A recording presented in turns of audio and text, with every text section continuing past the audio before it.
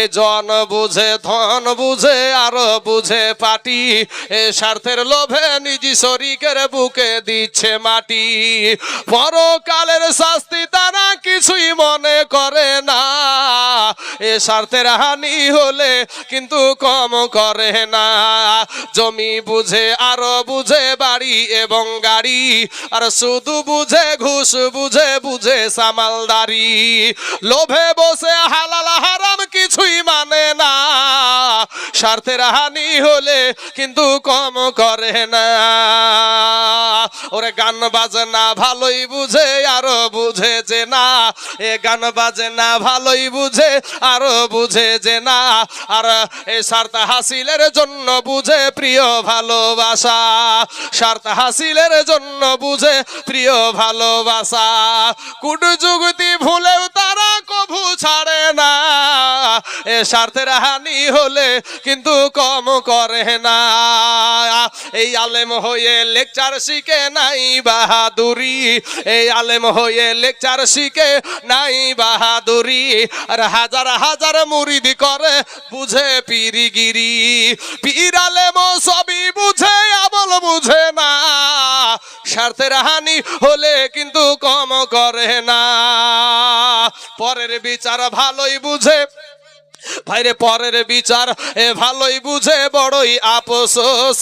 আরো কত শাসন বুঝে নিজে রেখে দোষ, আরো কত শাসন বুঝে নিজে রেখে দোষ। উপদেশ দেওয়া বুঝে নিজে পালে না, স্বার্থের হানি হলে কিন্তু কম করে না। এইটার ব্যাখ্যা একটু করলি সব ঠিক হয়ে যাবে, এইগুলার ব্যাখ্যা করলি সব ঠিক হয়ে যাবে। জন বুঝে ধন বুঝে আরো বুঝে পাটি, স্বার্থের জন্য নিজ শরীরের বুকে দিচ্ছে মাটি। এরকম আছে না নাই বাপ? কথা বলেন না? আছে ভাই শোনা। তারপরে আছে জমি বুঝে আরো বুঝে বাড়ি এবং গাড়ি, সুদ বুঝে ঘুষ বুঝে বুঝে সামালদারি। লোভে বসে হালাল হারাম কিছুই মানে না। ইমাম সাহেব যদি সুদের ওয়াজ করে, যারা সুদ খায় আর একেবারে জ্বলতে জ্বলতে বাবা পায়ের তালিয়ে থেকে মাথা চাঁদি পর্যন্ত জ্বলে, এত জ্বলা জ্বলে। হক কথা এখন ইমামেরা বলতে পারছে না, বাবা বলতে দিচ্ছে না। যে বিড়ি খাচ্ছে আর বিড়ির বিরুদ্ধে যদি ইমাম বলছে কোরআন হাদিস থেকে কথা পায় না, বিড়ি খাওয়ার কথা কেন বলে? যে মদ খাচ্ছে মদের বিরুদ্ধে বলছে, তখন বলছে ইমাম সাহেব কোরআন হাদিস থেকে বক্তব্য দিতে পারে না, মদের কথা কেন বলে, সুদের কথা কেন বলে? এই তোর বাপের কিতাবে তো লেখা আছে যে মদ খাওয়া হারাম। কথা বুঝেন না বাপ? শোনা আমার ভাই জানারা, ইমামকে বুঝতে পারছেন, যে যেদিক দিয়ে পারে সে সেদিক দিয়ে গোতা মারে। কারণ হলো কি, যে ওই তো আপনাদের মসজিদে ইমামতি করছে, কিন্তু ওই মোল্লা ছাড়া আপনার কোনো গতি নাই। এই মোল্লাহারাজ, এটা আপনাদের ইমাম তো নাকি? আপনাদের ইমাম তো।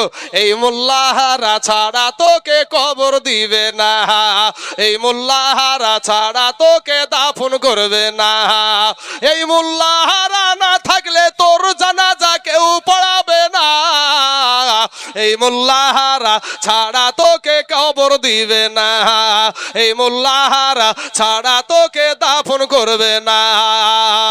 ওরে সারা জীবন করলি রে তুই যেই মোল্লারে ঘৃণা, সেই মোল্লারে লাগবে একদিন এটা তো ভাবলি না। ওরে সারা জীবন করলি রে তুই যেই মোল্লারে ঘৃণা, সেই মোল্লারে লাগবে একদিন এটা তো ভাবলি না। আর এই মোল্লা না থাকিলে তোর মার বিয়া হইতো না। আমার মার বিয়া কে পড়ালছে গো? কোন মৌলবীতে তো নাকি?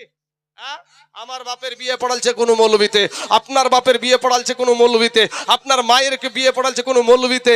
কিন্তু বাবা মৌলবী যে যদি বিয়া যদি হালাল না হতো, বিয়ে যদি হালাল করে না দিত গো মৌলবীতে, তাহলে হালাল জাদা না হারাম জাদা হতেন? নিজের বিবেককে জিজ্ঞাসা করেন। তাই কবি বলছেন, ওরে সারা জীবন করলি রে তুই যেই মোল্লারে ঘৃণা, সেই মোল্লারে লাগবে একদিন এটা তো ভাবলি না। এই মোল্লাহারা না থাকলে তোর মা বাপের বিয়া হইতো না, এই মোল্লাহারা ছাড়া তোকে কবর দিবে না, এই মোল্লাহারা ছাড়া তোকে দাফন করবে না। ওরে তোর মা বাবা যাবে যেদিন এই দুনিয়া ছেড়ে, সেদিন তোমায় আসতে হবে ইমাম সাহেবের দ্বারে। তোমার মা বাবা যাবে যেদিন এই দুনিয়া ছেড়ে, সেদিন তোমায় আসতে হবে এই মোল্লাদেরই দ্বারে। তোমরা ঠেকাই পড়লে মোল্লা চিনো, তোমরা ঠেকাই পড়লে মোল্লা চিনো, নইলে চিনো না। এই মোল্লাহারা ছাড়া তোকে কবর দিবে না, এই মোল্লাহারা ছাড়া তোকে দাফন করবে না। বাপ বাপ বলবে ইমাম সাহেবকে সম্মান করবেন। ইমাম আপনাদের বাদশাহ, পথ প্রদর্শক, পথ দেখানোওয়ালা। বাবাজি আমার ভাই জানেরা, সুবহানাল্লাহ বলেন। মেয়েদের দিক থেকে 2900 টাকা নগদ আবার, আর 500 টাকা বাকি, আর 20 বস্তা সিমেন্ট। সুবহানাল্লাহ সুবহানাল্লাহ, 20 বস্তা সিমেন্ট। তাহলে বাবাজি আগে ছিল 19 ব্যাগ, এবার হলো 20 ব্যাগ। তাহলে 19 আর 20 তে 39 ব্যাগ হয়ে গেল। আর বাবা 11 ব্যাগ হলেই সেঞ্চুরি হয়ে যাবে। আর 11 ব্যাগ হলে হাফ সেঞ্চুরি, ফুল সেঞ্চুরি না ভাই, হাফ সেঞ্চুরি হবে। সুবহানাল্লাহ সুবহানাল্লাহ। জুনাইদ ভাই আমার দিয়েছে 500 টাকা, মুমিন দিয়েছে 100 টাকা। আল্লাহ এদের দানগুলাকে তুমি কবুল করে নাও, আল্লাহ এত দারাজ করে দাও, আল্লাহ রুজি রোজগার তুমি বরকত দান করো। আয় আল্লাহ আসমানি বালা, জামিনি বালা, রুহানি বালা, সমস্ত বালা মুসিবতকে আল্লাহ তুমি দূর করে দাও। আসুন বাবাজি আমার সোনা মানিকের, আমার ভাই জানে রাখো, একটু মেহেরবানি করে যে যা পারবেন, আপনার যা পারেন, আল্লাহ আপনার যা দিয়েছে। হ্যাঁ গো বাপ, আপনাদের দেশে ভুট্টা হয়তো 10 কেজি ভুট্টা কেউ দিলেন না গো। 10 কেজি ভুট্টা দেওয়ার মতন কারো ক্ষমতা নাই যে ইনশাল্লাহ আমি 10টা কেজি দিব। আল্লাহর ঘর মসজিদে। আপনাদের দেশে গম হয় তো 10 কেজি গম দেওয়ার মতন কেউ নাই। হ্যাঁ বাপ, নিজেকে চালাক মনে করিয়েন না বাপ। বাবাজি নিজেকে চালাক মনে করিয়েন না। যে যারা ভাবছেন যে আমি চালাকি করে পার হয়ে যাচ্ছে, আপনি চালাক না। এক মুড়ল গেলছে বাপ পায়খানা ভিত্তি। এখন তো ঘরে ঘরে টয়লেট হয়েছে, বুঝতে না, টয়লেট পায়খানা হয়েছে ঘরে ঘরে। আগে তো ইয়া ছিল না, বদনা থেকে পানি লিয়ে বাপ একবারে আরামের হাগা হাইক মাঠে, কি তাই না ভাই?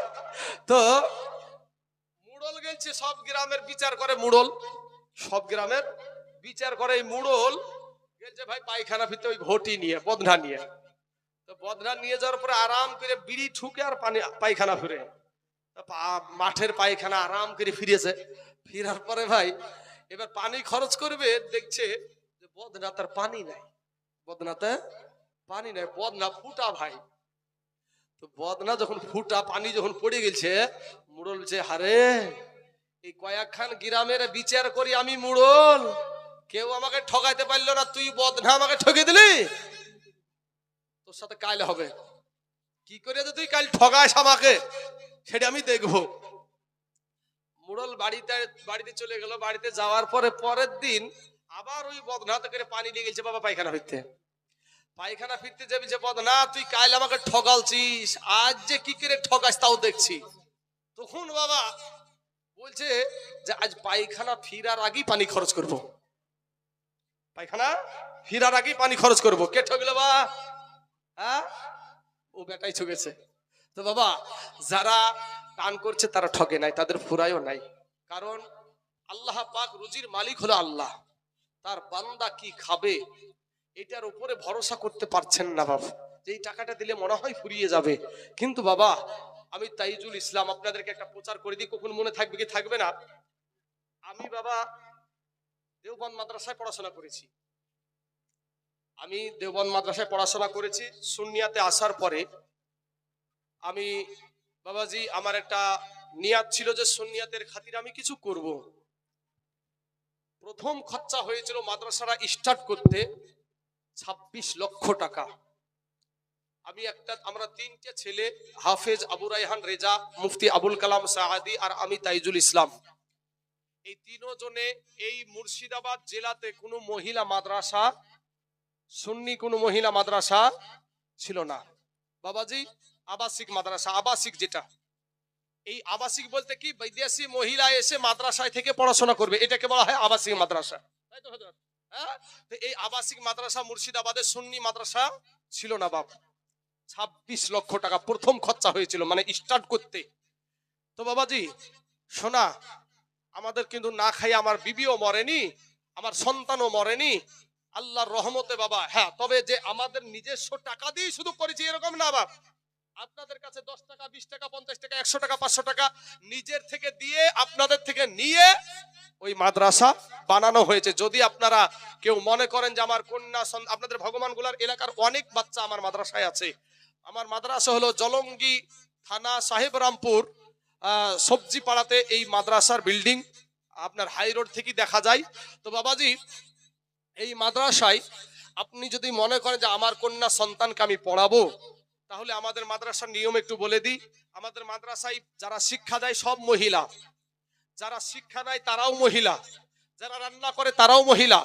তারপরেও আপনাদেরকে বলি, তারপরেও কোনো সন্দেহ আছে বলে বাইরেকার যত প্রাচীর দিয়ে ঘেরাটা, ওই প্রাচীরের ওপর দিয়ে কেউ কোন রকম ভাবে ভিতরে টপকাবে বলে আবার সিসি ক্যামেরাও ভিড়ানো আছে। কথা বুঝতে পারলেন?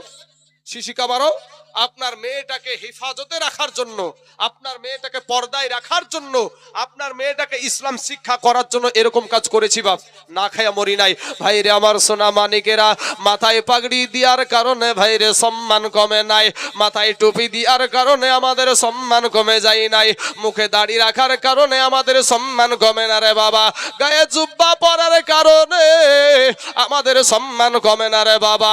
সোনা মানিক রে ফিরায় আয়, তওবা করে আল্লাহর কাছে ক্ষমা চাও, আমার আল্লাহ তোমার জীবনের সব গুনাহ মাফ করে দিবে। জোরে বলেন সুবহানাল্লাহ।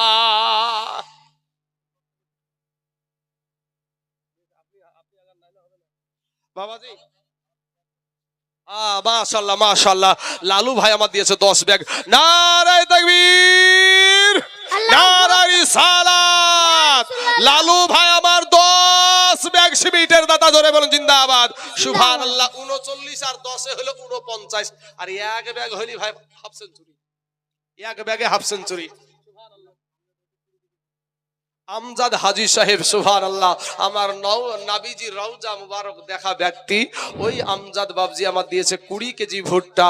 আল্লাহ গো, আয় আল্লাহ, আমার হাজী সাহেবের বাপ হাজী সাহেব গুলাকে মহব্বত করবেন, কারণ ওরা আমাদের কপালে জুটে নাই গো নবীজি রওজা দেখার। যারা রওজা দেখেছে, রওজা দেখে পেট ভরে না বাপ। আচ্ছা, আব্দুল সাবেরুল 50 কেজি ভুট্টা দিয়েছে। নারায়ে তাকবীর, নারায়ে রিসালাত। সাবেরুল ভাই আমার 50 কেজি ভুট্টার দাতা। জোরে বলেন জিন্দাবাদ সুবহানাল্লাহ। দুজন ভুট্টা দিয়েছে, গম দেওয়ার কেউ নাই গো। গম গম সুবহানাল্লাহ সুবহানাল্লাহ। যদি যেটা পারবেন আল্লাহর রাস্তায় যেটা পারবেন সেটা দিবেন বাবাজি। আমার হাজী সাহেব বাবজি আমার নবীজি রওজা দেখেছে। আহা, ওই হাজীকে জিজ্ঞাসা করবেন। মেমরুল শেখ 20 কেজি, মেমরুল শেখ 20 কেজি গম দিয়েছে।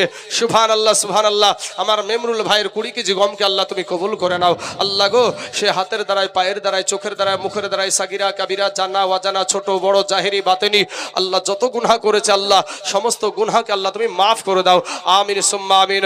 হায়রে দেখিয়া মন ভরে না গো নবী, দেখিয়া মন ভরে না যেথায় আমার শাহে মদিনা, বাজান যেথায় আমার শাহে মদিনা। হায়রে হিজরতের পাহাড়ে মাকড়ো সাই, কবুতর তার ডিম পাহাড়িয়া বসিল সেথায়।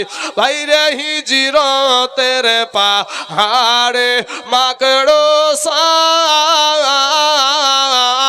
সাই, কবুতর তার ডিম পাহাড়িয়া বসিল সেথায়।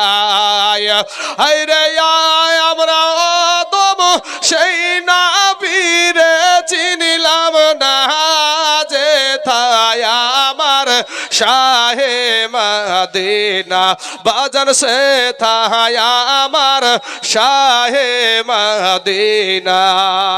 বাপ, আমার পরে এমন একজন মুফতি আসছেন যিনি আজ সারা পশ্চিম বাংলা, বিহার, উড়িষ্যা, ত্রিপুরা, আসাম, যার নাম আজ বাজারে ঘাটে দোকানে মাচানে ঘরে সব জায়গায় যার নাম, যিনি বাবা আমাদের পশ্চিম বাংলার বাইরে বাড়ি ঝাড়খণ্ডে, যেনার নাম হলো মুফতি জাহাঙ্গীর হোসাইন রেজভী সাহেব।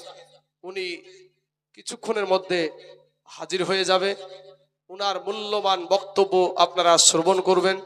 বাবা গো, আপনাদের এখানে আজ 2 দিন ব্যাপী সভা, 2 দিন ব্যাপী জালসা। আজকে আপনাদেরকে কালেকশনের বিষয়ে অত আমি চাপ দিব না, যেহেতু আগামীকালও এক আলেম আসবে। আলেম ওনারও একটা সম্মান আছে। আপনারা যথেষ্ট আমার হাতে যথেষ্ট দিয়েছেন। 2 দিন ব্যাপী জালসাতে প্রথম রাত্রিতে বাবা কালেকশনই হয় না, কালেকশন যা হয় শেষ রাতে হয়। আমরা জীবনী করে 1 দিন 2 দিন 3 দিন 4 দিন 5 দিন পর্যন্ত জীবনী করেছি আমার জীবনে। তো দেখেছি যে বাবা লাস্টের দিনই সব কালেকশন গেলা হয়। তো আজকে আপনারা যথেষ্ট দিয়েছেন, আলহামদুলিল্লাহ।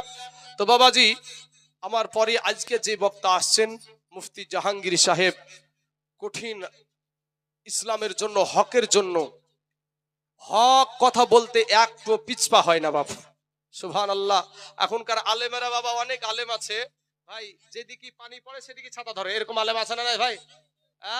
যেদিকে পানি পড়ে সেদিকে ছাতা ধরে, এরকম আলেম বহুত আছে। তাই কবি বলছেন, ওরে এলো দিন আখেরি মলবি হবে বাড়ি বাড়ি। যে বিষয়ে যাব সেই বিষয়ে একটা করে তৈরি করে রেখেছি ভাই আমি, যেদিক দিয়ে যাই। সুবহানাল্লাহ। ওরে এলো দিন আখেরি মলবি হবে বাড়ি বাড়ি, কোরআনের কথা বলবে নিজেরা মানবে না, ঘন ঘন মসজিদ হবে কিয়ামতের নিশানা গো, ঘন ঘন মসজিদ হবে মুসল্লি পাইবা না। ভাইরে কিয়ামতের দিন ঘনাবে, এই বান্দির পেটে সন্তান হবে। কিয়ামতের দিন ঘনাবে, এ বান্দির পেটে সন্তান হবে। নিজের জমি খালি থাকবে, আবাদ হইবে না। কিছু পিরে টিপে মুরিদের পা জগৎবাসী শুই না যা, ওরে লোভে ভক্তি কম্বকেরা দুজখে ঠিকানা, ঘন ঘন মসজিদে হবে কিয়ামতের নিশানা গো, ঘন ঘন মসজিদে হবে কিয়ামতের নিশানা।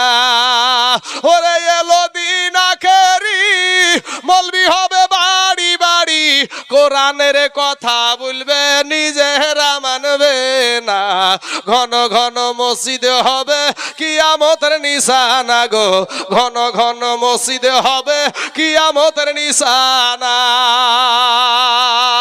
ওরে ভাই রাগবে না ভাইয়ের মান, অথচ একই বাপের 2 সন্তান। ওরে ভাই রাগবে না ভাইয়ের মান, অথচ একই বাপের 2 সন্তান। এক ভাই আর এক ভাইয়ের দিকে ফিরা চাইবে না, দেশে আইবর কতইটা যাবে, এই ভণ্ডরা ক্ষমতা পাবে। দেশে আইবর কতইটা যাবে, ভণ্ডরা ক্ষমতা পাবে। ওরে রাস্তাঘাটে বুরখা খুলে করিতে থাকিবে যে না, ঘন ঘন মসজিদ হবে কিয়ামতের নিশানা রে, ঘন ঘন মসজিদ হবে এ মুসল্লি পাইবা না। ওরে এলো দিন আখেরি মলবি হবে বাড়ি বাড়ি, এলো দিন আখেরি আলেম হবে বাড়ি বাড়ি, কোরআনের কথা বলবে নিজেরা মানে না, ঘন ঘন মসজিদ হবে কিয়ামতের নিশানা গো, ঘন ঘন মসজিদ হবে কিয়ামতের নিশানা। আল্লাহুম্মা সাল্লি সাইয়্যিদানা মাওলানা ওয়ালা আলি সাইয়্যিদানা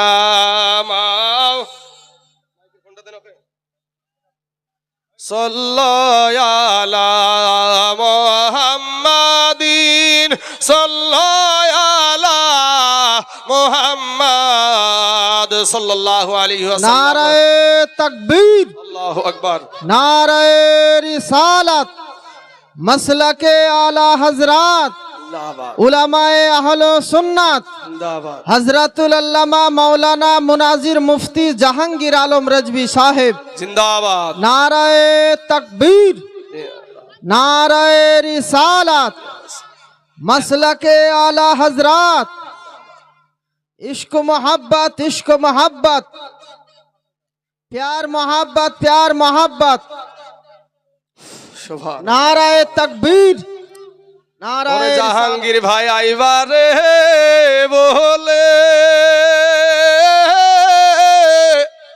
ই বসে আছি আমি অপেক্ষা করে রে জাহাঙ্গীর ভাই আইবা বাপ এগুলো মোহাব্বত প্রেম সুন্নিদের কি প্রেম নাই বাপ সুবহানাল্লাহ হায়রে লাইলি কান্দে বনে বনে মজনু কান্দে ফুল বাগানে এই লাইলির প্রেমে মজনু পাগল লাইলি পাবো কেমনে লাইলি মজনুর প্রেমের কথা শুনেননি বাপ মজনুর লাইলির দেশের কুত্তা যদি আপনার মজনুর দেশে যেত তো যদি মজনু জানতে পারতো এটা লাইলির দেশের কুকুর তো ওই কুকুরটার গলা খারাপ ধরে চিবিয়ে খাইত কারণ লাইলির দেশের কুকুর কেমন প্রেম দেখেন সুবহানাল্লাহ আর আমরা সুন্নিরাই তো দেখলেন বাপ চলে এসে আমার ভাই শোনা তো ওর জন্য আমার প্রেম উঠিয়েছে তাই বাবাজি এই কথাটুকু আমি বললাম যে আমার জাহাঙ্গীর ভাই তুমি আইবা রে বলে বসে আছি অপেক্ষা করে আমরা বসে আছি ওনার অপেক্ষা আছে তো নাকি মিল খেয়েছেন খাইনি ভাই মিল খেয়েছে তো নাকি সুবহানাল্লাহ সুবহানাল্লাহ আর সুন্নিরা আরেকজনের সাথে সবচাইতে বেশি প্রেম করে সেটা হলো আমার মদিনাওয়ালা জোরে বলেন সুবহানাল্লাহ সুবহানাল্লাহ হায়রে নাবি কান্দে রোজা পাকে ভাইরে নাবি কান্দে রোজা পাকে উম্মত কান্দে চরবিন পাড়াতে ওইরে নাবি কান্দে মাদিনাতে উম্মত কান্দে বিন পাড়াতে ওরে নাবির প্রেমে উম্মত পাগল নাবি পাবো কেমনে যাহা রে জালালে মওলা এসকে রিয়াগুনে ইয়াগুন তো নিভে না রে নীল দরিয়াই ডুব দিলে যাহারে জালালে